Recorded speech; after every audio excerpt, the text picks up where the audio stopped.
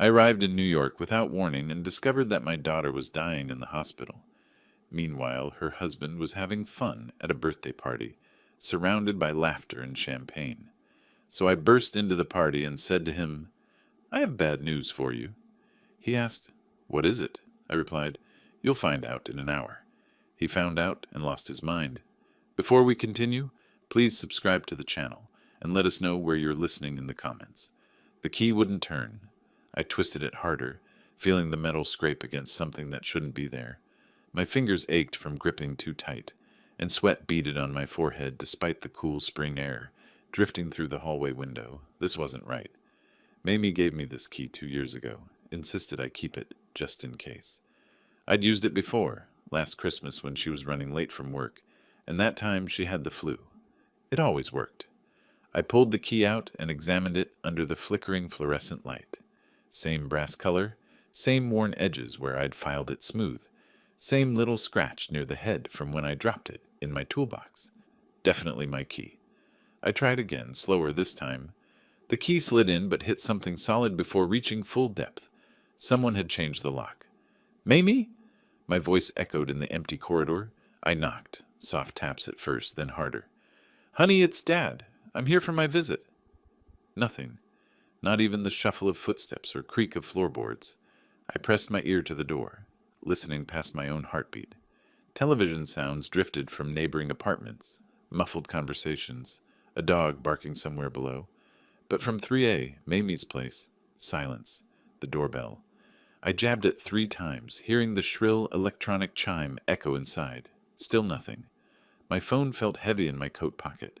The flight from Pennsylvania had drained me more than usual. Too many delays, too much coffee, too many worried thoughts about why Mamie hadn't returned my calls this week. Now, this. Her voicemail picked up immediately. "Hi, you've reached Mamie Nelson. I can't take your call right now, but leave a message, and I'll get back to you soon." That cheerful voice, so much like her mother's. "Mamie, it's Dad. I'm outside your door, but the key isn't working. Did you change the locks? Call me back, honey. I'm getting worried." I tried Nelson next. One ring, then his generic voicemail. "You've reached Nelson Hargrove. Leave your name and number." "Nelson, this is Amos. I'm at the apartment, but I can't get in. Where's Mamie? Call me back immediately." The hallway felt smaller now, pressing in on me. Cooking smells, garlic and something fried, wafted from under doors. A television laugh track burst from apartment 3C. Normal Friday afternoon sounds, but they felt wrong against my growing panic. I walked to the window at the end of the hall, looking down at the Brooklyn street I'd traveled 3 hours to reach. Cars crawled past in afternoon traffic. People hurried along sidewalks, carrying grocery bags and coffee cups, living their normal lives while mine tilted sideways. This isn't like Mamie. She always answers, always calls back within an hour. Even when she's busy with clients or fighting with Nelson, she makes time for her old man. That's who she is. Responsible. Considerate. She gets that from her mother. I tried Mamie's number again. Same cheerful message, same electronic beep. "Honey, it's Dad again. Something's wrong with the lock. I'm really starting to worry. Please call me." Maybe I should have called first instead of surprising her. But she loved surprises. Always had since she was little. Remember the time I drove 6 hours to her college just to take her to dinner? She cried happy tears right there in the restaurant. No, this was different. This was wrong. I leaned against her door, feeling the solid wood against my shoulder. My travel bag seemed heavier now, pulling at muscles already tired from the journey. The fluorescent light above buzzed and flickered, casting shifting shadows on the worn carpet. Nelson's phone went straight to voicemail this time. Not ringing at all, just that automated message about leaving your name and number. He'd turned it off. Why would someone change the locks without telling family? Why wouldn't Mamie answer her phone for 2 weeks? Why would Nelson shut off his phone when I needed to reach them? The questions circled in my head like vultures. Each one brought worse possibilities. Accidents, illness, problems they couldn't handle alone. Problems they should have told me about. I tried Mamie one more time. "The subscriber you are calling is not available." Not her voicemail this time. A recorded message from the phone company. Her phone was off too. Footsteps echoed from the stairwell. Someone climbing the concrete steps, keys jangling with each stride. Maybe building maintenance. Someone who could explain about the locks. Or maybe it was Mamie, finally coming home to explain everything. I turned toward the stairwell, hope and dread wrestling in my chest as the footsteps grew closer. A man appeared at the top of the stairs, slightly out of breath, carrying a black garbage bag in one hand and keys in the other. Mid-50s, wearing faded jeans and a Yankees t-shirt that had seen better days. He stopped when he saw me standing by Mamie's door, his eyebrows raising in mild surprise. "You looking for someone?" He shifted the garbage bag to his other hand, keys jangling softly. "My daughter, Mamie Nelson, she lives here." I gestured at 3A. "I'm her father, Amos Cox." "Your daughter?" He set the garbage bag down and looked at me with genuine confusion. "I didn't know Mamie had family visiting. I'm Harold Jenkins, 3B. He pointed at the door next to Mamie's. "She doesn't know I'm coming. It was supposed to be a surprise." The words felt hollow now. "But I can't get in. The lock's been changed." Harold scratched his jaw, studying me with the careful attention of someone who'd spent years reading people. "Changed, huh? When's the last time you talked to your daughter?" 2 weeks ago, maybe 3. The admission stung. "I've been calling, but she's not answering. Her husband isn't either. Haven't seen her around here for—" Harold paused, calculating. "Must be 2 weeks now, maybe longer." My stomach dropped. "What do you mean you haven't seen her?" "Just that. Used to see her coming and going. Work, groceries, that sort of thing. Nice lady, always said hello. But lately," he shook his head, "nothing. But Nelson's been here, right? Her husband?" Harold's expression shifted, becoming uncomfortable. He picked up his garbage bag again, avoiding my eyes. "Well, yeah, I see him plenty." "Good. Then maybe he can explain." "Different woman every few days, though." The words hit me like cold water. "What?" "Your son-in-law, Nelson." Harold looked directly at me now, his voice gentler. "He's been bringing women around, young ones. Real fancy looking. Figured maybe your daughter moved out, and he was, well, you know." I stepped back, my shoulder hitting the wall. "There must be some mistake." "I wish there was." Harold shifted uncomfortably. "Look, I don't like to gossip, but I've been living here 8 years. I know what I see." "What exactly do you see?" "Different woman Tuesday night, blonde, wearing one of those expensive coats. Wednesday it was a redhead in a short dress. Too short for this weather, if you ask me. Yesterday, some brunette with jewelry that caught the light from here to Sunday." My hands clenched into fists. "Are you sure it's Nelson?" "Same guy, same key to the apartment. Laughing loud in the hallway, music playing late. Not like when your daughter was around. She was quiet, respectful." The hallway started spinning slightly. I pressed my palm against the wall to steady myself. "How long has this been going on?" 2 weeks, maybe 3. Right around the time I stopped seeing Mamie." Harold's voice carried the weight of someone delivering bad news. "I kept thinking I should mind my own business, but if you're her father, I need to find her. Any idea where she might have gone?" I shook my head. My mind was racing, trying to process what Harold had told me. Nelson, my son-in-law of 5 years, bringing other women to Mamie's apartment. Different women, multiple women, while my daughter was... Where? "Look," Harold said, hefting his garbage bag again. "I've got to get this downstairs before pickup. But if you need anything, another pair of eyes, someone to ask around the neighborhood, I'm usually home." "Thank you." My voice sounded distant, even to me. Harold started down the stairs, then paused. "Your daughter? She seemed happy when I saw her. Always smiling, talking about her work. Whatever happened, it wasn't because she was unhappy here." His footsteps faded down the stairwell, leaving me alone with crushing new information. Nelson wasn't just unreachable. He was actively betraying my daughter. But where was Mamie? If she'd left voluntarily, she would have told me. She would have taken her things, changed her phone number properly, given me some explanation, unless she couldn't. I looked at Mamie's door again, seeing it differently now. Not just changed locks, but a barrier. Something keeping me out, keeping me from the truth about what happened to my little girl. My phone felt like a brick in my pocket. Nelson's number, Mamie's number. Neither would help now. But there had to be another way. There had to be some method of finding her that didn't depend on her husband's honesty or cooperation. Think, Amos. What tools do you have that they can't control? My legs felt unsteady as I followed Harold's path down the stairs. The concrete steps seemed steeper now, the metal railing colder under my palm. I needed air, space to think, somewhere away from that door and its terrible implications. Outside, the afternoon had grown cooler. Overcast sky pressed down on the Brooklyn street, matching my mood. I found a small concrete bench near the building entrance and dropped onto it, my travel bag hitting the pavement with a dull thud.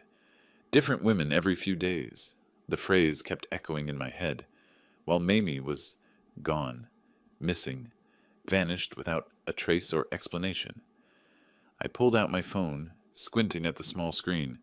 These new smartphones, Mamie had insisted I upgrade from my old flip phone during her last visit to Pennsylvania.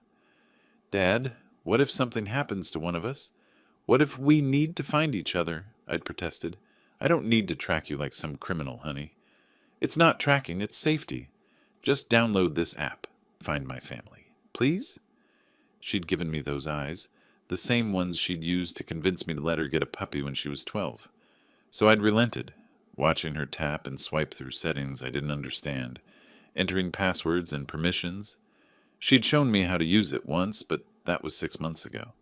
Now, trying to remember which icon among dozens might be the right one, I felt every one of my 65 years. My reading glasses. I dug through my travel bag, pushing aside folded shirts and medication bottles until I found the case. The world sharpened into focus, revealing app icons I'd forgotten existed. Games Mamie had installed for when you're bored. News apps, weather, camera. Where was it? Find My Family. Had it been blue? Green? They all looked the same to me. There, a small icon with 2 figures and a location pin.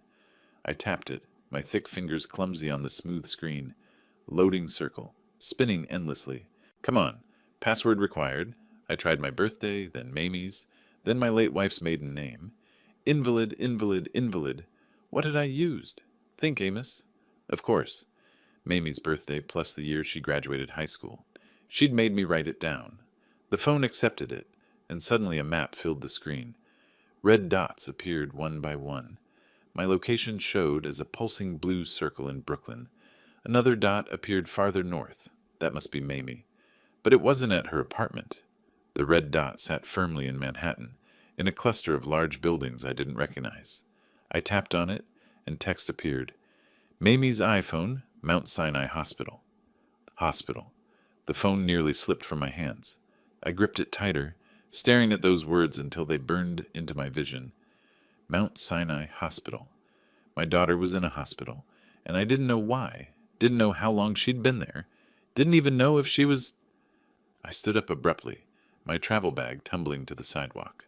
Hospital. That explained everything. The unreturned calls, the absence from her apartment, even why Nelson might have changed the locks. But it explained nothing about the women Harold had seen, unless Nelson thought I wouldn't find out. Unless he was using Mamie's illness, and it had to be illness. What else would keep her in a hospital for weeks? As an opportunity to... My hands shook as I bent to retrieve my bag. The busy street seemed louder now, car horns and sirens blending into urban chaos that matched the noise in my head. I had to get to her, had to see with my own eyes what was happening to my daughter. A yellow taxi crawled past in traffic. I stepped into the street, waving my arm frantically. It didn't stop. Another one passed, occupied. A third didn't even slow down. Please, I said to no one, stepping farther into traffic. Please stop. A taxi finally pulled over, brakes squealing slightly. The driver, a woman in her 40s with tired eyes, rolled down her window. Where to? Mount Sinai Hospital. I climbed into the back seat, immediately hit by the smell of leather and air freshener. Please hurry. Emergency? My daughter. The words came out strangled. I think I need to see my daughter. She nodded and pulled back into traffic. Through the window, Brooklyn blurred past. Apartment buildings, storefronts, people living normal Friday afternoons while my world cracked apart. The app was still open on my phone, that red dot steady and unmoving at Mount Sinai. How long had Mamie been there? What was wrong with her that required weeks of hospitalization? And why hadn't anyone told me? Unless Nelson had told the hospital he was handling family notifications. Unless he deliberately kept me in the dark while he brought other women to her apartment, used her absence for his own purposes. The taxi accelerated through a yellow light, carrying me toward answers I wasn't sure I wanted to hear. Traffic moved like molasses through Manhattan's arteries. I sat in the back seat of the taxi, gripping my phone so tightly that my knuckles went white. The red dot on my screen hadn't moved. Mamie was still at Mount Sinai, still in that hospital, still needing me while I crawled through Friday afternoon gridlock. Construction on the FDR, the driver explained, catching my eye in the rearview mirror. She was maybe 45, with kind eyes and worry lines that suggested she'd seen plenty of distressed passengers. I could take the bridge route, might be faster. Whatever gets me there quickest. Mount Sinai Hospital. The name kept cycling through my mind like a broken record. Why was my daughter in a hospital? How long had she been there? The tracking app showed her location, but it couldn't tell me if she was visiting someone else, getting routine tests, or... No. I pushed away the darker possibilities. Mamie was young, healthy. She jogged in Prospect Park, ate organic vegetables, took those vitamin supplements her mother used to mock. She couldn't be seriously ill. But Harold's words echoed, "Haven't seen her around here for 2 weeks?" 2 weeks in a hospital wasn't routine anything. I tried calling her again. Same automated message. Subscriber not available. Her phone was either dead or turned off. Nelson's number went straight to voicemail again. The man was deliberately avoiding me. My own phone battery dropped to 23%. I'd been checking the GPS obsessively, watching our slow progress through the city. At this rate, it would take another 20 minutes to reach the hospital. The taxi lurched forward through an intersection, then stopped again behind a line of brake lights. An ambulance wailed past us, its red and blue lights painting the inside of our car in urgent colors. My chest tightened, watching it disappear toward the same medical district where my daughter waited. 3 years ago, I'd made this same kind of desperate journey. Different hospital, different city, but the same crushing fear in my chest. Martha had been in stage 4 when we finally got the diagnosis. Pancreatic cancer, the doctor had said with that practiced sympathy they teach in medical school. We'd caught it too late. I'd held her hand through chemotherapy sessions, radiation treatments, and finally hospice care. I'd promised her I'd take care of Mamie, protect our daughter from the kind of pain we were experiencing. Now here I was, racing through traffic because I might be failing that promise.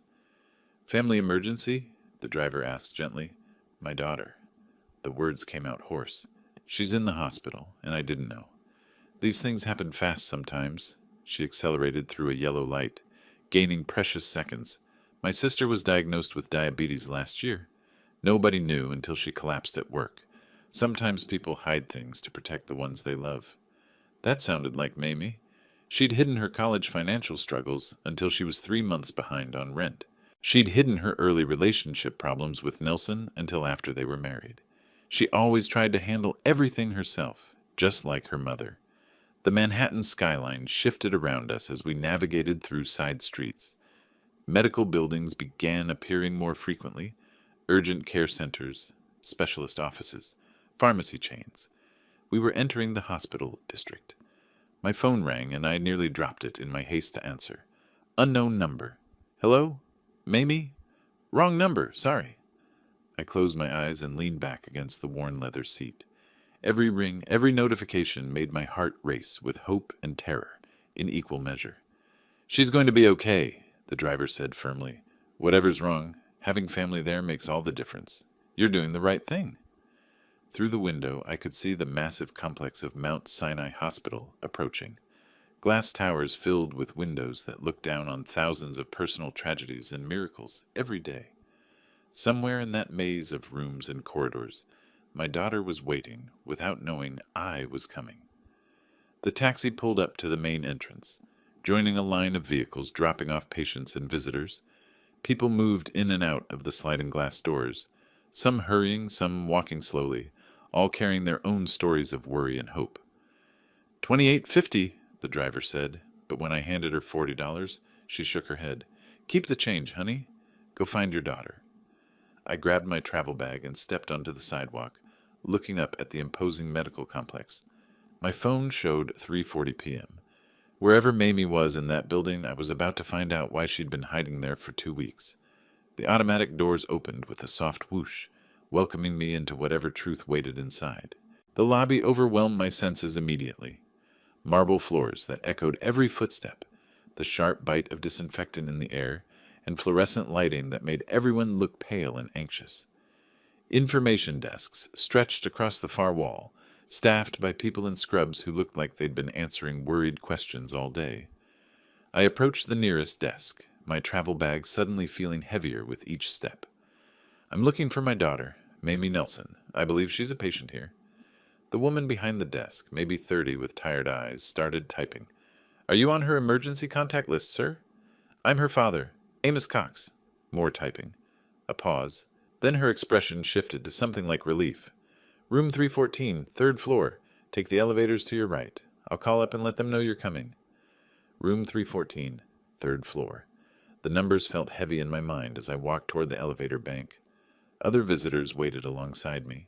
A woman clutching a bouquet of flowers, an elderly man with a walker, a young couple holding hands so tightly their knuckles showed white. The elevator climbed slowly, floor numbers lighting up one by one. Second floor, general medicine. Third floor, my destination. The doors opened with a soft ding. The third floor felt different from the bustling lobby. Quieter, more serious. A sign on the wall read, "Oncology Unit," with an arrow pointing down a corridor, lined with rooms. Oncology. Cancer. My legs nearly gave out. I grabbed the wall for support, my travel bag sliding to the floor. Cancer. That's why Mamie was here. That's why she hadn't been returning calls. That's why Nelson had been bringing other women to her apartment while she fought for her life in this sterile hallway. "Sir, are you all right?" A woman in a white coat had appeared beside me. Mid-40s, kind face with intelligent eyes behind wire-rimmed glasses. Her name badge read, "Dr. Elena Ramirez, Oncology." I'm looking for my daughter. "Mamie Nelson, room 314. You must be Mr. Cox." Her voice carried the gentle authority of someone used to delivering difficult news. "I'm Dr. Ramirez, Mamie's oncologist. Could we talk privately for a moment?" She led me to a small consultation room just down the hall. Plain furniture, a box of tissues on the table, medical diplomas on the walls. The kind of room designed for conversations nobody wanted to have. "How much do you know about your daughter's condition?" Dr. Ramirez asked as we sat down. "Nothing." The word came out like a confession. "I just found out she was in the hospital. What's wrong with her?" Dr. Ramirez opened a medical file, her movements careful and deliberate.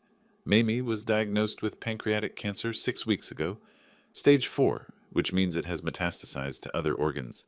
She's been hospitalized for 2 weeks now for pain management and palliative care." The room tilted sideways. Pancreatic cancer.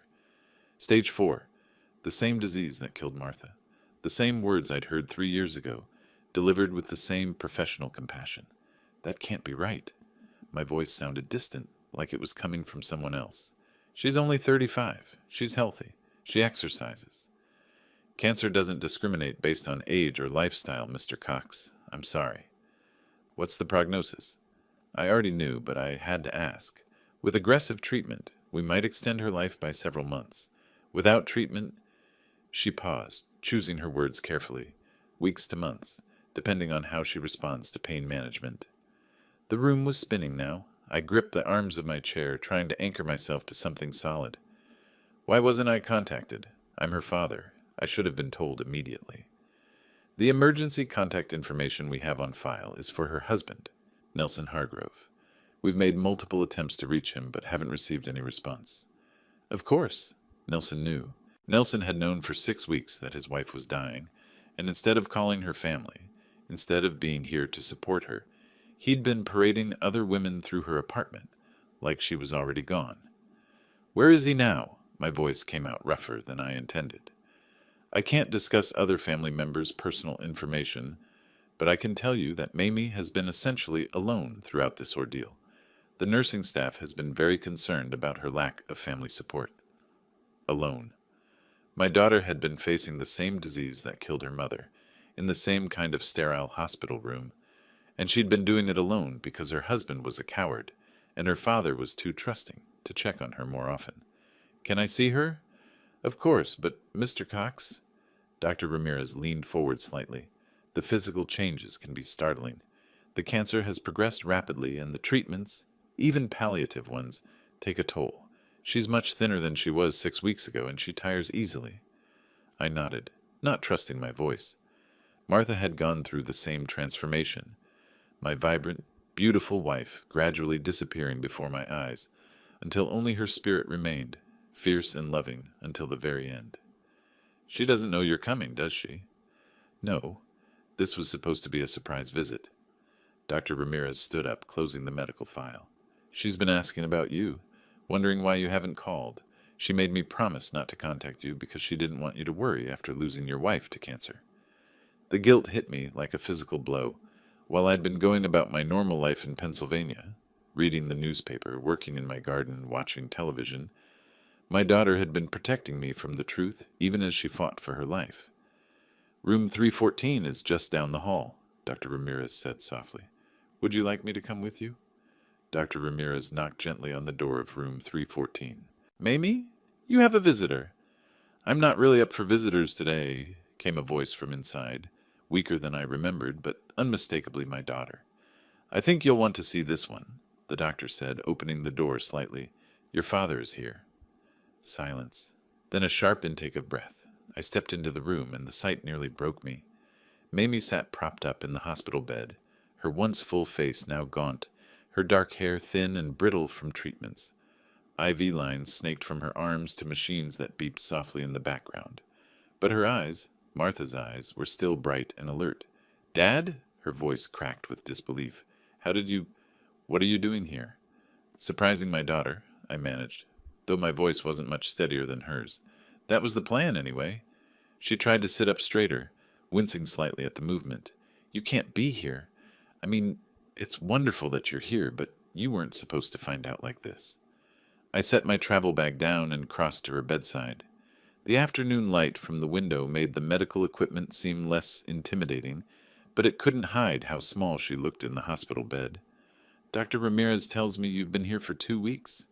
It's not as bad as it looks, she said quickly. The same tone she'd used as a child when trying to convince me a scraped knee didn't hurt. They're just managing my pain levels, making sure I'm comfortable. I reached out and touched her cheek gently. Her skin felt paper-thin, hot from fever or medication. Honey, why didn't you tell me? Tears started forming in her eyes. Because I watched what Mom's cancer did to you. I saw how it destroyed you to watch her suffer. I couldn't put you through that again. That wasn't your choice to make. I pulled the visitor's chair closer to her bed and sat down heavily. I'm your father. This is exactly where I'm supposed to be. But you just lost Mom 3 years ago. You're finally starting to seem like yourself again. I didn't want to... Stop. I took her hand carefully, mindful of the IV port. I lost your mother, yes. But you're my daughter. You're all I have left of her. All I have left of the life we built together. Did you really think I'd want to spend whatever time we have left apart? She squeezed my hand weakly. I was scared you'd try to take over, make all the medical decisions, turn it into some kind of battle like you did with Mom. The words stung because they held truth. I had fought Martha's cancer like it was a problem I could solve through sheer determination and research. I dragged her to specialist after specialist, pushed for experimental treatments, refused to accept the inevitable until the very end. I learned some things from that experience, I said quietly. This is your fight, your choices. I'm just here to support whatever decisions you make. Really? She studied my face, searching for the stubborn man who'd once argued with oncologists and demanded second opinions. Really? But I am going to ask one question, and I want an honest answer. She nodded. Where is your husband? Her expression shifted, pain flickering across her features that had nothing to do with cancer. Nelson, he's having a hard time with all this. What does that mean? When we got the diagnosis, he said he needed some space to process it. He's been staying at his brother's place in Queens. She looked away from me, focusing on the IV drip bag. He says he'll come back when he's ready to handle this. Ready to handle watching his wife die. Ready to handle being a husband when it became difficult. My hands clenched into fists in my lap. How long since you've seen him? 2 weeks. Since I was admitted. Her voice got smaller. He calls sometimes, asks how I'm feeling, tells me about his work stress, but he hasn't visited. I thought about Harold's revelation. Different women every few days, laughing in the hallway, music playing late. While Mamie lay alone in this hospital bed, believing her husband was grieving at his brother's house, Nelson was using her apartment as his personal entertainment center. Dad, you have that look. What look?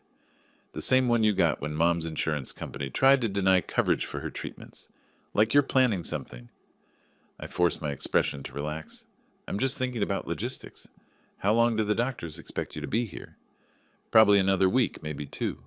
Depends on how well they can manage the pain with oral medications. And then what? You can't go back to that apartment alone. I'll be okay. Nelson says he'll be ready to come back by then. I doubted that very much. Nelson had shown his true character when his wife needed him most, but I couldn't tell Mamie about the women Harold had seen. Not while she was fighting for her life. Not while she still held on to hope that her marriage meant something. What if you came home with me? Pennsylvania isn't that far, and you could have your old room back. I could take care of you properly. Dad, your house has stairs to every bedroom, and the nearest hospital is 40 minutes away. She smiled sadly. I need to be close to my medical team. A nurse appeared in the doorway, checking her watch. I'm sorry, but we need to do some blood work and medication adjustments. Could you give us about 30 minutes? I looked at Mamie, reluctant to leave her alone again. Go get some coffee, she said. There's a decent cafeteria on the first floor. Come back in an hour and we can figure out where you're staying, how long you can visit. I stood up slowly, my back protesting from the emotional weight of the last few hours. I'm not going anywhere, honey. I'm staying in the city as long as you need me. Promise? Promise. I leaned down and kissed her forehead. Your old man isn't running away when things get tough. As I gathered my travel bag and headed for the door, I was already making different promises in my mind. Promises about Nelson Hargrove and what happened to men who abandoned their wives when life became difficult. The medical team filed into Mamie's room with practiced efficiency, wheeling equipment I didn't recognize. Dr. Ramirez gave me a gentle but firm look, the kind that said family members needed to step aside and let professionals work. We'll need about an hour for the procedures, she explained quietly. There's a family waiting area down the hall, or you could grab coffee in the cafeteria. I nodded and gathered my travel bag, but every instinct screamed against leaving Mamie alone. She'd been abandoned by the one person who'd promised to stay by her side in sickness and health. I wouldn't add to that betrayal, not even temporarily. I'll be right outside, I told her through the closing door. Walking down the oncology corridor, I pulled out my phone and dialed Nelson's number again, straight to voicemail, just like the previous 4 attempts. This time I left a different kind of message. Nelson, this is Amos. I'm at Mount Sinai with your wife. She's been here 2 weeks fighting cancer while you... Well, I know where you've been. Call me back. 20 seconds later, I tried again from the hospital's main line, thinking maybe he'd blocked my number.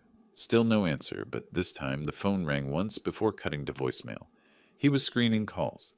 My hands weren't shaking anymore. The initial shock of Mamie's condition had crystallized into something colder, more focused. 40 years of engineering had taught me to approach problems systematically, and Nelson Hargrove had become a problem requiring a solution. I remembered Jake Morrison's number from my phone contacts, an old friend from my consulting days who'd moved into private investigations after retiring from corporate security. I hadn't spoken to Jake in months, but some friendships survive long gaps. Amos? This is unexpected. How are you holding up? Not well, Jake. I need a favor, and I need it quietly. A pause. Jake had always been good at reading between lines. What kind of favor? Information gathering. I'll pay your usual rate. You know money isn't an issue between us. What's going on? I explained about Mamie's condition, Nelson's abandonment, the changed locks, Harold's revelations about other women. Jake listened without interrupting. Another reason I'd always respected him. Where is he now? Jake asked when I finished. That's what I need to find out, soon. I can make some calls, run some traces. Give me an hour. Thanks, Jake. And Jake, this stays between us for now. After hanging up, I found myself in the family waiting area, surrounded by other people dealing with medical crises. The difference was obvious. They had support systems, spouses holding hands, adult children taking turns at bedsides, friends bringing coffee and flowers. Mamie had me, finally, and a husband who couldn't be bothered to answer his phone. My phone buzzed with a text from an unknown number. "Happy birthday to me? Skyline Lounge is amazing?" Wrong number, probably, but something nagged at me. I opened Mamie's Instagram through her old account she'd set up on my phone months ago, another technology lesson I'd initially resisted. Social media felt invasive, but now it might be useful. Nelson's profile appeared in her followers list. His latest stories were posted 30 minutes ago. Champagne glasses clinking, a rooftop view of Manhattan, a group of people laughing around a decorated table. The location tag read, "Skyline Lounge, Midtown. Birthday celebration." While his wife underwent cancer treatment, Nelson was throwing himself a party. I screenshot everything, my engineer's mind automatically documenting evidence. The timestamps, the locations, the faces of people who clearly weren't mourning anyone's illness. Young women in cocktail dresses, men in expensive suits, everyone looking like they were having the time of their lives. Jake called back, sooner than expected. "Found him. Your son-in-law's credit card activity shows charges at Skyline Lounge starting at 4 o'clock. High-end rooftop bar in Midtown. Expensive place. He's dropped over $3,000 tonight." $3,000. While Mamie worried about insurance copays and prescription costs. "Amos, what are you planning? Because your voice has that tone Martha used to worry about. The one that meant you were about to do something irreversible."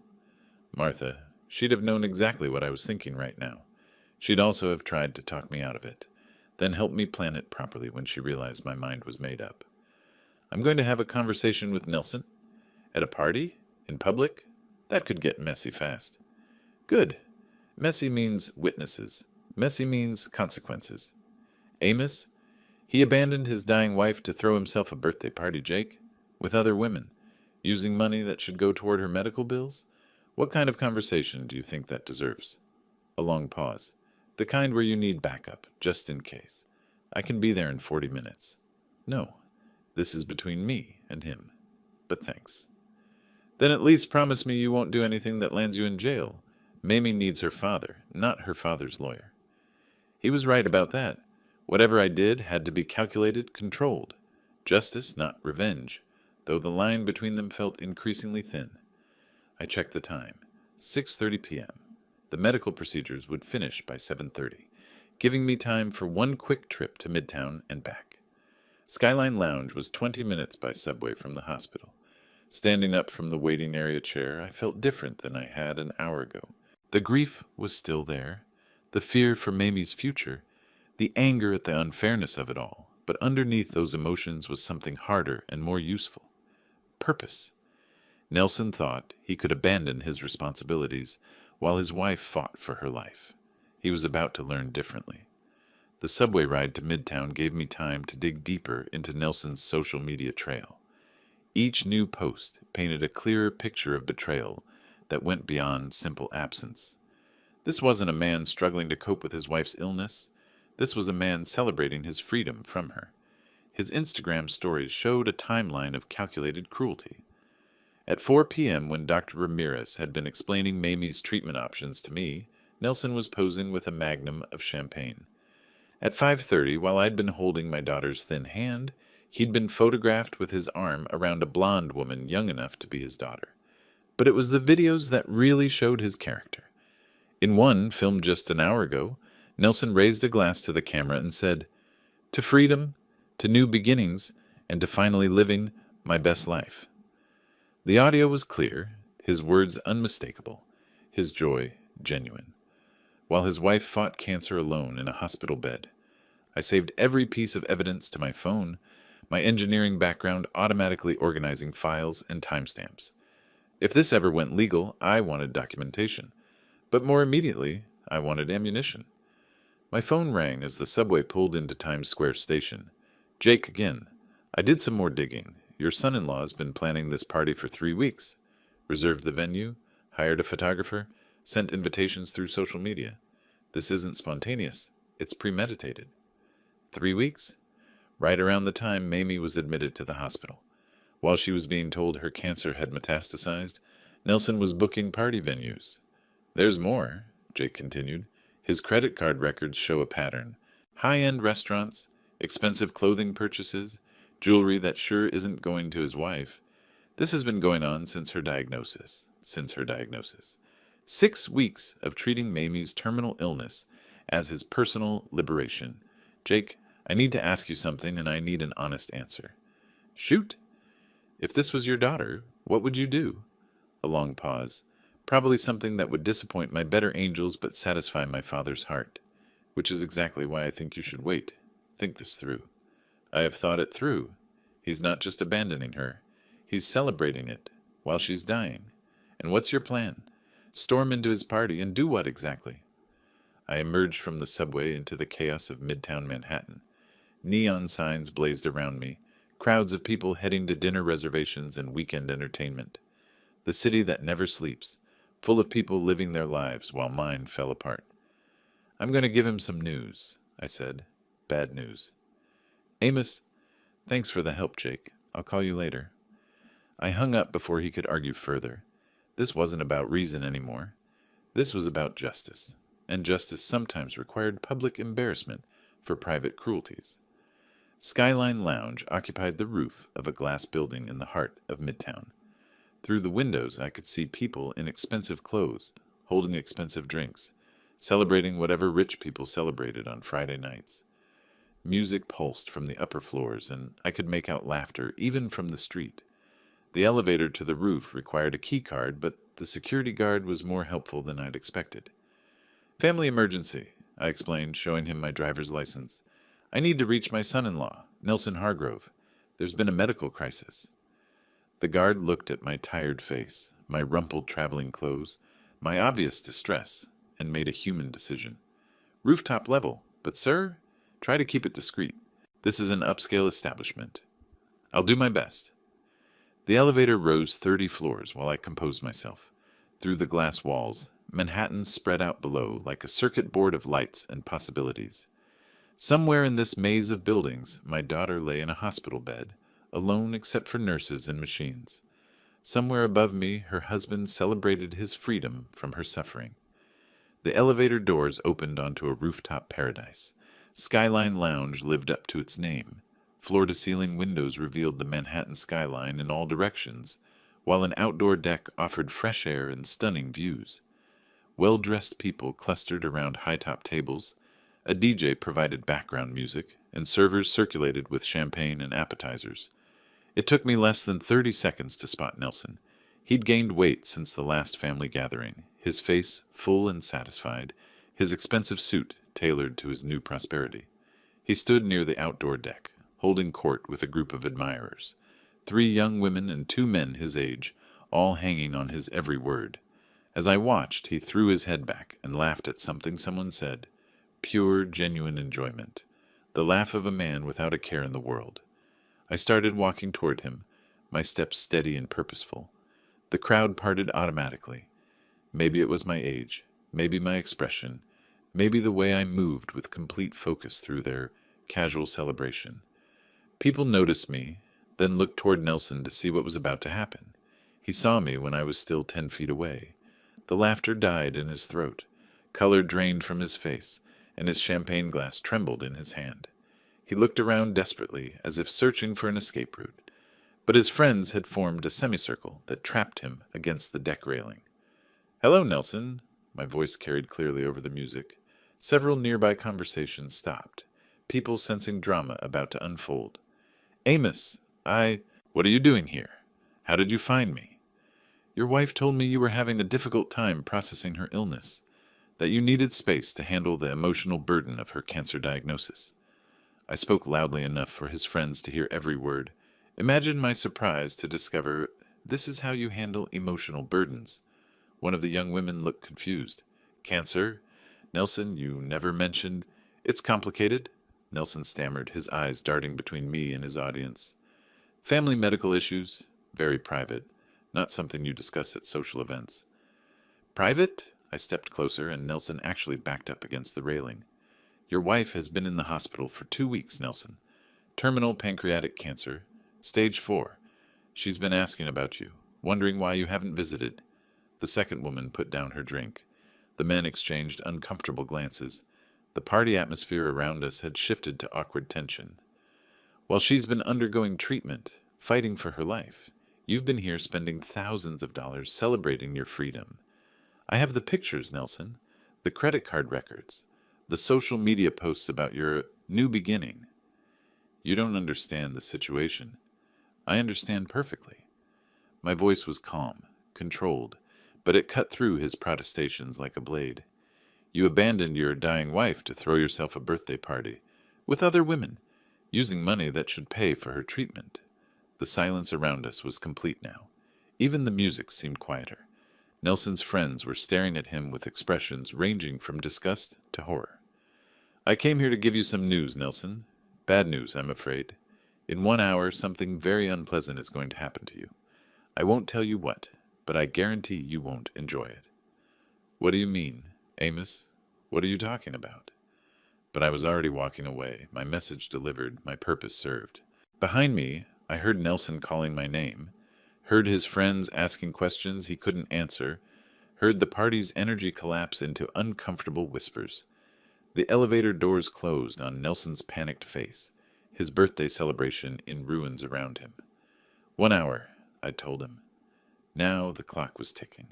The elevator descended through the glass building while Manhattan sparkled outside like scattered diamonds. I checked my watch. 8:45 p.m. The medical procedures at the hospital would be finished by now, and Mamie would be wondering where I'd gone. But first, I had one more stop to make. During the subway ride back to the hospital, my phone buzzed with increasingly frantic calls from Nelson. I let them all go to voicemail. Each unanswered ring was part of the punishment. Uncertainty, fear, the growing realization that his comfortable world was about to change.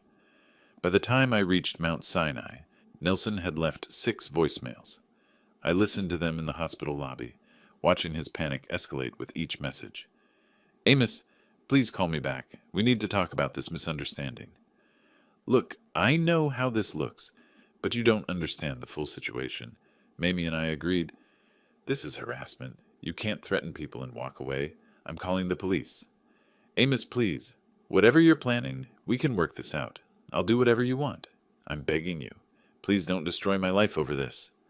The progression from arrogance to desperation was exactly what I'd hoped for. Nelson had spent 6 weeks thinking he could abandon his responsibilities without consequences.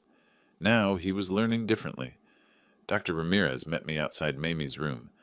The procedures went well. Her pain levels should be more manageable now. She's been asking for you. How is she? Tired, but the medications are helping. You can see her now, but try to keep the visit calm. She needs rest. I entered room 314 to find Mamie looking smaller than before, if that was possible. The medical procedures had exhausted her, but her eyes still held that fierce intelligence I remembered from her childhood. Where did you go? She asked weakly.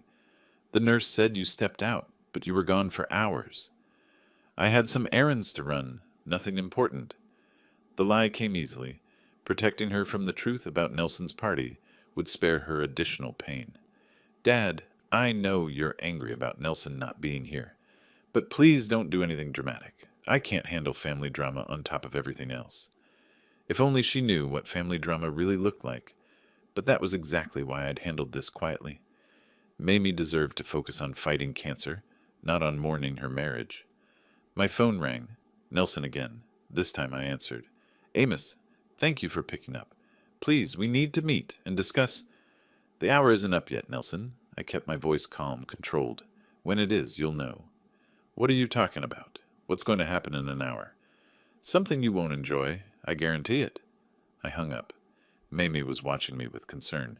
Dad, what was that about? Nothing you need to worry about, honey. Just some business I need to handle. But even as I said it, I was checking the time. 9:20 p.m. 40 minutes since I'd left the party. 20 minutes until Nelson's deadline. My phone rang again immediately. This time, instead of answering, I turned it off completely. Nelson could spend the next 20 minutes in growing panic, wondering what consequences were coming for him. The uncertainty would be worse than any actual punishment I could devise. You look different. Mamie said quietly. Calmer somehow, more like yourself. She was right. The helpless grief I'd felt earlier had transformed into something more productive. I'd taken action, imposed consequences, restored some balance to a situation that had been grossly unfair. For the first time since arriving in New York, I felt like I was protecting my daughter properly. I'm just glad I'm here with you now. Will you stay tonight? I know the hospital has visitor accommodations. Of course, I'm not going anywhere. As we talked about treatment options and next steps, part of my mind tracked the remaining time. 15 minutes until Nelson's deadline. By now, he'd probably tried calling the hospital directly, maybe even attempted to come here himself. But I'd spoken to security about limiting his access. Family emergency protocols gave me temporary authority over visitors. At 9:50 p.m., I excused myself to use the restroom and turned my phone back on. 23 missed calls from Nelson and a dozen text messages ranging from angry demands to desperate pleas. The final message, sent just 5 minutes ago, read, Please, Amos, I'll do anything. I'll pay for all of Mamie's treatment. I'll give her everything in the divorce. Just tell me what you want. Divorce? Interesting. Nelson was already planning his exit strategy, thinking he could buy his way out of responsibility with financial settlements. But some things couldn't be purchased or negotiated. At exactly 10 p.m., I called him back. Amos, thank you for calling. Look, I've been thinking about everything you said, and you're absolutely right. I've handled this situation poorly, but I can fix it. I can make amends. The hour's up, Nelson. What? What does that mean? What's going to happen? I looked around the hospital corridor, the quiet efficiency of the night shift, the families maintaining vigil over their loved ones, the basic human decency of people caring for each other during crisis. Nothing is going to happen, Nelson. That was the point. I don't understand. For the last hour, you've experienced what your wife has felt for 6 weeks. Uncertainty, fear, abandonment by someone who should be there for you. The difference is your hour of anxiety is over. Hers isn't. Silence on the other end of the line. You want to know what's going to happen to you? You're going to live with the knowledge that when your wife needed you most, you abandoned her for a party. You're going to remember that when she was fighting for her life, you were celebrating your freedom. And everyone at that party tonight is going to remember it too. Amos, please. I'm hanging up now. Don't call again. Don't come to the hospital. Don't contact Mamie unless she specifically asks for you. And Nelson, if I hear you're using her illness as an excuse for anything, if you're telling people you're grieving or struggling or any other lie to cover your selfishness, I will make sure everyone knows the truth about your birthday party. I ended the call and turned the phone off again. Through the hospital window, I could see the lights of Manhattan stretching toward the horizon. Somewhere in that maze of buildings, Nelson was probably sitting alone, finally understanding that actions had consequences. But here, in this sterile corridor outside my daughter's room, justice felt more like exhaustion than satisfaction. The real work, helping Mamie fight cancer, was just beginning. Manhattan's neon glow painted the sidewalks in shifting colors as I walked away from Skyline Lounge. The confrontation had left me feeling oddly calm. Not the explosive satisfaction I might have expected, but something steadier. Justice in motion, consequences finally matching actions. My phone showed 9:05 p.m. Hospital visiting hours extended until 10 p.m. for family members, giving me time for one essential stop. Mamie would need proper nutrition during her recovery, and the hospital cafeteria wasn't adequate for someone fighting cancer. The Whole Foods near the medical district stayed open late, catering to hospital staff and worried families. Inside, fluorescent lighting felt harsh after the upscale ambiance of the rooftop bar, but it was honest light. No pretense, no performance, just people buying what they needed to take care of each other. I selected carefully organic fruits that wouldn't upset Mamie's sensitive stomach, fresh ginger for nausea, the kind of Greek yogurt she'd loved as a child. Simple things that might remind her body how to be healthy again. Shopping for someone recovering? The cashier asked. She was maybe 25, with kind eyes that suggested she'd seen plenty of worried families. My daughter, cancer treatment. I'm sorry. Is she doing better? Getting there. The words felt true as I said them. Mamie was getting better, not just medically, but in ways that mattered more. She wasn't alone anymore. wasn't protecting everyone else from her truth? These are good choices, she said, scanning the ginger. My aunt swore by fresh ginger tea during her chemo. The receipt showed 9:23 p.m., enough time to reach the hospital before visiting hours ended. In the taxi back to Mount Sinai, my phone buzzed with a text from an unknown number. Package delivery scheduled for 10:15 p.m. Address confirmed. SM. Agent Sarah Martinez, Martha's former partner at the FBI, now heading the Financial Crimes Unit. She'd been more than willing to help when I'd explained Nelson's situation, especially after seeing the evidence Jake had gathered about offshore accounts and tax evasion. The hospital lobby felt different at night, quieter, more intimate somehow. Families gathered in waiting areas, some sleeping in uncomfortable chairs, others maintaining vigil with coffee and quiet conversation. People who understood that love meant showing up when life got difficult. Room 314 glowed softly with evening light. Mamie looked better than she had this morning. The medical procedures had helped, and her color was improving slightly. She was awake, reading something on her tablet, looking almost like herself again. You brought groceries? She smiled at the bag in my hands. Dad, the hospital feeds me. You don't need to shop. Hospital food isn't going to help you get strong enough to fight this thing. I started unpacking items, arranging them on her bedside table like a small altar to her recovery. Besides, I remembered how much you loved this yogurt when you were little. Greek God's brand. Her voice carried genuine pleasure. I haven't had this in years. Sometimes the old things are the best things. She studied my face with that perceptive look she'd inherited from her mother. You seem different tonight. Calmer, somehow. Less frantic. I had some business to take care of. It went well. What kind of business? My phone vibrated again. Another text. Target acquired. Timeline confirmed. Proceeding as planned. Nothing you need to worry about, I said, silencing the phone. Just some loose ends that needed handling. But Mamie wasn't fooled. She'd always been able to read me better than I'd liked, even as a child. Dad, what did you do about Nelson? What makes you think I did anything? Because you're you. Because when someone hurts your family, you fix it. Because you disappeared for 3 hours this evening and came back looking like justice had been served. Smart girl. Too smart for her own good sometimes. I had a conversation with your husband. He won't be bothering you anymore. What kind of conversation? The kind where he learned that actions have consequences. The kind where he discovered that abandoning his wife has a price. She was quiet for a moment, processing this. Outside her window, Manhattan continued its endless pulse of life and ambition. Somewhere in that maze of lights, Nelson was probably trying to call me again, still not understanding that his hour of reckoning had only just begun. I should probably be upset that you confronted him, Mamie said finally, but I'm not. I'm tired of protecting people who don't protect me back. You don't need to protect anyone anymore, honey. That's my job now. My phone buzzed a third time. I glanced at it quickly. Warrant executed. Evidence secured. Full report follows. Excellent work, A. Agent Martinez was thorough. She'd waited until she had everything she needed before moving. Nelson's evening was about to get much worse than a ruined party. Dad? Mamie's voice was gentle but direct. Are you going to tell me what that phone is really about?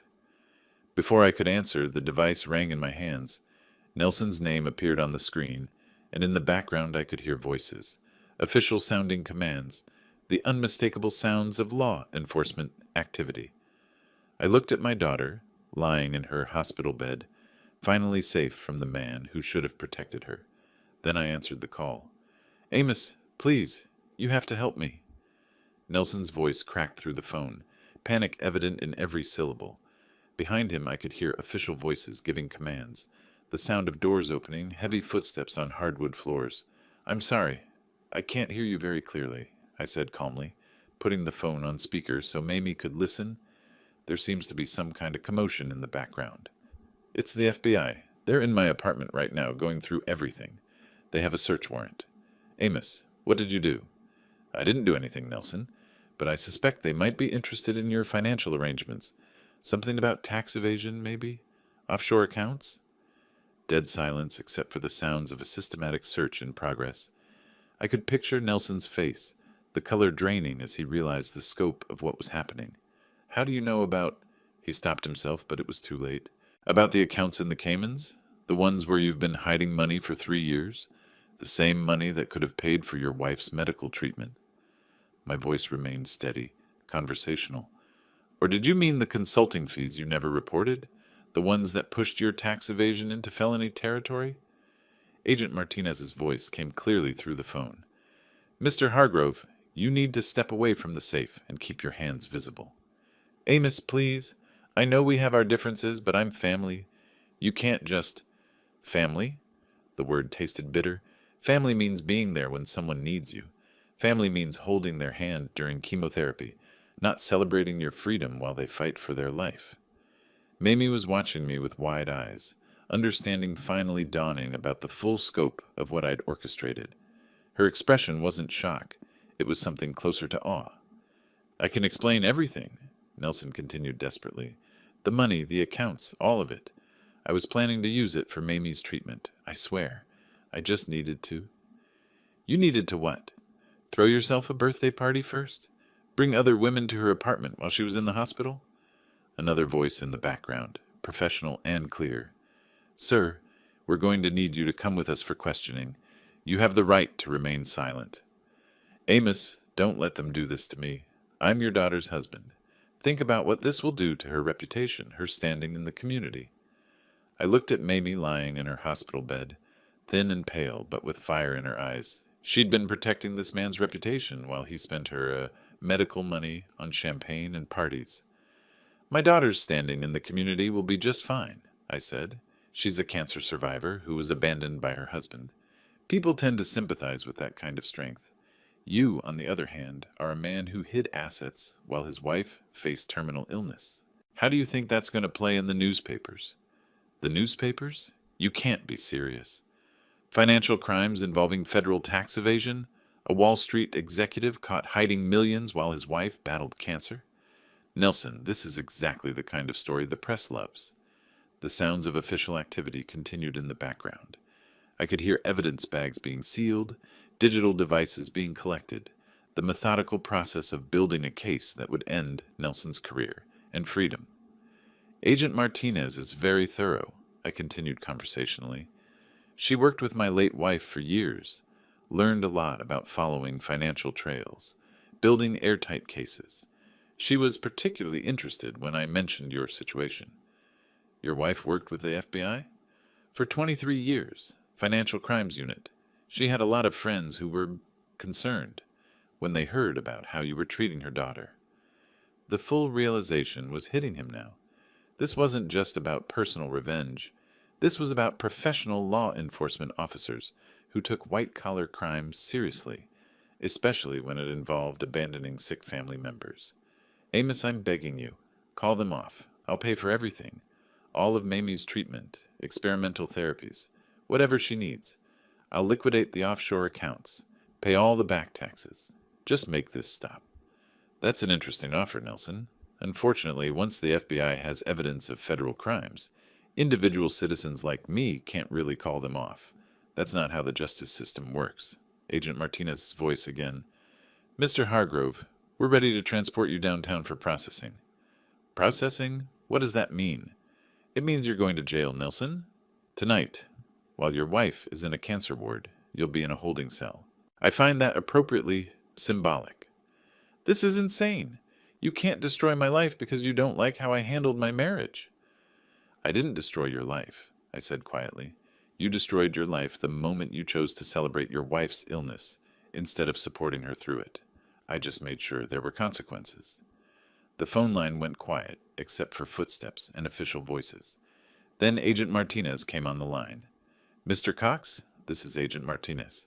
Mr. Hargrove has been taken into custody. The evidence collection is complete. We found more than enough to proceed with federal charges. Thank you, Agent Martinez. I appreciate your thoroughness. Your wife trained me well. She'd have been proud to see justice served for her daughter. I hung up and looked at Mamie. She was sitting up in bed now, more alert than I'd seen her all day. Dad, was that real? Did you really just have Nelson arrested by the FBI? I provided information about financial crimes to appropriate authorities. They made their own decisions about how to proceed. But how did you know about the offshore accounts? Jake Morrison is very good at his job, and your mother's former colleagues were very motivated to help when they understood the situation. Mamie was quiet for a long moment, processing what had just happened. Then, unexpectedly, she started laughing. Not the bitter laugh of someone who'd been betrayed, but genuine amusement at the elegant justice of it all. "He called you for help," she said between laughs. "The man who abandoned me called my father for help when the consequences caught up to him." "Some people never learn that actions have consequences," I said, "but they usually figure it out, eventually." Afternoon light streamed through the windows of Mamie's small apartment in Astoria, illuminating canvases propped against the walls and art supplies scattered across a makeshift studio table. She moved around the kitchen with energy I hadn't seen since before her diagnosis, preparing lunch with the focused enthusiasm of someone who'd learned not to take simple pleasures for granted. "The oncologist says my latest scans are completely clear," she called over her shoulder as she sliced vegetables. 6 months without any trace of cancer cells. "That's wonderful news." I sat at her kitchen table, watching my daughter inhabit her life again. Really inhabit it, not just survive it. "Dr. Ramirez must be pleased. She says I'm one of her success stories. The experimental treatment protocol worked better than anyone expected." Mamie paused in her preparations, looking thoughtful. Of course, having the financial stress removed probably helped my immune system focus on fighting cancer instead of fighting anxiety. Nelson's asset forfeiture had covered all her medical expenses, and then some. The federal courts had been efficient in seizing his hidden accounts, and victim restitution had been prioritized. Justice, it turned out, sometimes came with practical benefits. "Have you heard anything about his appeal?" I asked. "His lawyer called last month. Nelson wants to reduce his sentence by cooperating with other financial crime investigations. Apparently he knows about a lot of Wall Street corruption." She resumed chopping, her movements precise and confident. "I told the prosecutor I had no opinion on whether he deserved consideration." "And how do you feel about that?" "Honestly, I don't think about him much anymore. When someone shows you who they really are during the worst crisis of your life, you stop wondering what might have been different." This version of Mamie was stronger than the one I'd found in the hospital a year ago, not just physically, but in ways that mattered more. She'd learned that she could survive betrayal, illness, and uncertainty. That knowledge had made her fearless about smaller things. "Agent Martinez stopped by last week," she continued. "She wanted to see how I was doing, and to tell me about some financial literacy workshops the FBI runs for fraud victims. She thinks I might be good at helping other people who've been exploited by family members. Would you be interested in that?" "Maybe. There's something appealing about turning a terrible experience into something that helps others." She brought plates to the table and sat across from me. "Speaking of Agent Martinez, she mentioned something interesting about Mom." "Oh?" "She said Mom always talked about how proud she was that her husband understood justice wasn't the same thing as revenge, that you always looked for solutions that fixed problems rather than just punishing people." I thought about that night in the hospital, listening to Nelson panic as his world collapsed. There had been satisfaction in that moment, but not the bitter kind that comes from personal vengeance. It had been the satisfaction of watching systems work correctly, law enforcement catching criminals, consequences matching actions, protection being provided for the vulnerable. "Your mother was the one who taught me that distinction," I said. "She used to say that revenge makes you feel better for a moment, but justice makes the world better permanently." "Did you ever want revenge? Just pure personal revenge?" "In the Taxi to Skyline Lounge, yes.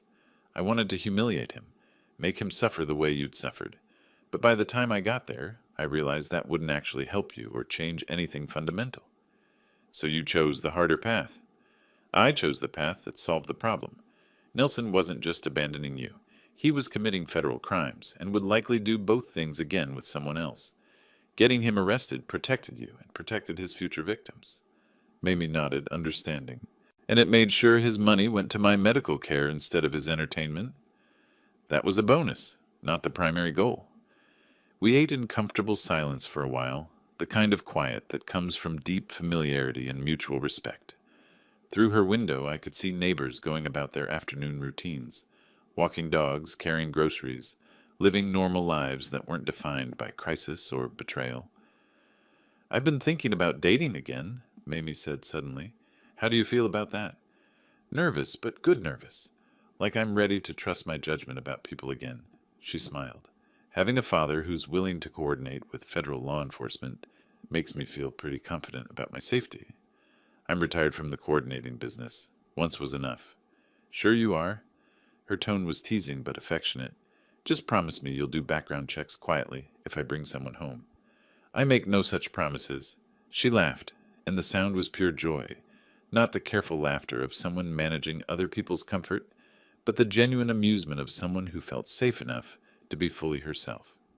Later, as I prepared to catch the train back to Pennsylvania, I looked around her apartment one more time. Art projects in various stages of completion, medical appointment reminders that showed routine checkups rather than crisis management, photos of friends and family gathered during her recovery. This is a good life you're building, I told her. It's my life, she said simply. For the first time in years, it feels like mine. Standing at her door, travel bag in hand, I realized that this was what justice actually looked like. Not dramatic courtroom moments or satisfying revenge, but a woman making lunch in her own kitchen, planning art projects, considering new relationships, living without fear or financial anxiety. I'll see you next week, I said. Drive safely, Dad. And thank you. For what? For showing me that family means protecting each other, for proving that some people can be trusted to do the right thing, even when it's complicated. Walking toward the subway station in the late afternoon light, I thought about Martha and how proud she'd be of both our daughter's strength and the way justice had ultimately prevailed. Not through anger or personal vendetta, but through patience, careful planning, and faith that systems could work when operated by people who cared about doing the right thing. My phone buzzed with a text from Mamie. Forgot to tell you, I'm thinking about getting a dog, just so you know for next time you coordinate with law enforcement. Some things, thankfully, never change.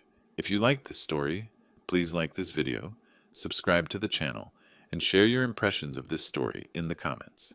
To listen to the next story, click on the box on the left. Thank you for watching.